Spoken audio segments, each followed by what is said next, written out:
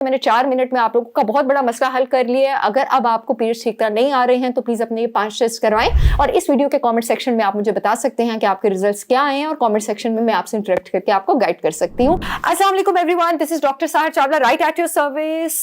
11 साल की उम्र से जिन बच्चों को पीरियड स्टार्ट होते हैं 40 साल की उम्र तक, क्योंकि उसके बाद मेनोपॉज हो सकता है।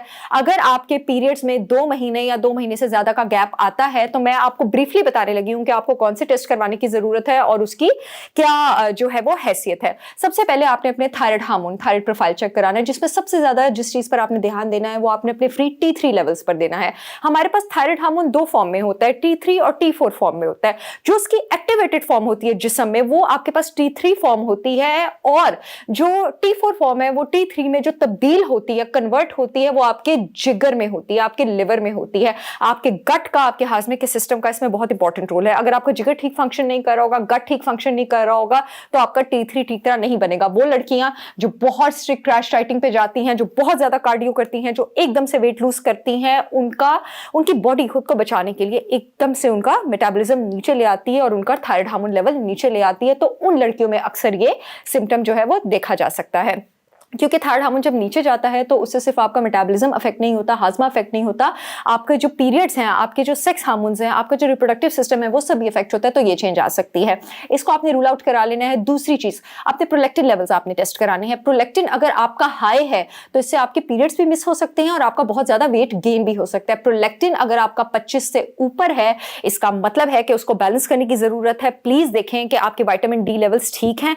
क्योंकि विटामिन डी और कोलेस्ट्रॉल आपके जिस्म में सेक्स हार्मोन्स, एस्ट्रोजन और प्रोजेस्टेरोन बनाने में बहुत ज्यादा हेल्प करता है। इसके अलावा आपके पास आपने जो दूसरी चीज देखनी है, विटामिन डी के अलावा आपने देखना है कि क्या आप डाइट में वेजिटेबल ऑयल्स तो नहीं ले रहे, गुड फैट्स ले रहे हैं, क्या आपकी डाइट में ओमेगा 3 शामिल है। गुड फैट्स और ओमेगा 3 आपने अंडे की जर्दियों से लेने हैं, आपने फैटी फिश से लेने हैं, आपने नट्स और सीड्स से लेने हैं, आपने देसी घी कोकोनट ऑलिव ऑयल से लेने हैं।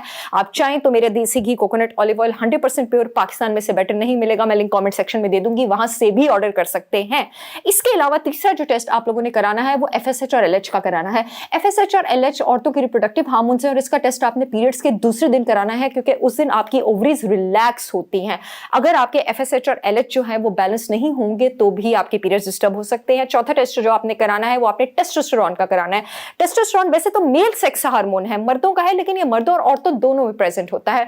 औरतों में अगर इसके लेवल्स हाई हो जाएंगे तो जाहिर है ओवुलेशन में प्रॉब्लम होगी, पीरियड्स में प्रॉब्लम होगी और इसके लेवल औरतों में हाई हो सकते हैं। आपके पास जंक फूड बहुत ज्यादा खाने की वजह से, PCOS की वजह से, PCOS अगेन आपके पास जंक फूड की वजह से हो सकता है। और फिर इस टेस्टोस्टेरोन को नीचे आप ले जाएंगे अपनी डाइटरी चेंजेस करके, और अपनी डाइट में आप शतावरी, अश्वगंधा, अशोका, आंवला इन सब का इस्तेमाल कर सकते हैं। मेरा प्रोडक्ट हार्मोलेंस, उसका भी लिंक कमेंट सेक्शन में एक ही लिंक है, आप चाहें तो ऑर्डर कर सकते हैं। उसमें मैंने शतावरी, अश्वगंधा, अशोका, आंवला डाला हुआ है। ये आपके एस्ट्रोजन और प्रोजेस्टेरोन और प्रोलैक्टिन को रेगुलेट करने में हेल्प करता है, लेकिन उसके साथ साथ लाइफस्टाइल चेंजेस भी बहुत जरूरी हैं।